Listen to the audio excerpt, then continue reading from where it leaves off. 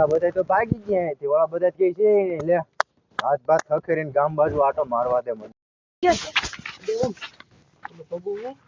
એને કરજો માથે આવ્યો ને તો એ નદીમાં પડી ગયો. કયો સામે નથી. હા ઈ તો બહુ ઊંડી છે. એ બહુ ઊંડી છે. હવે તો હવે હું કરું?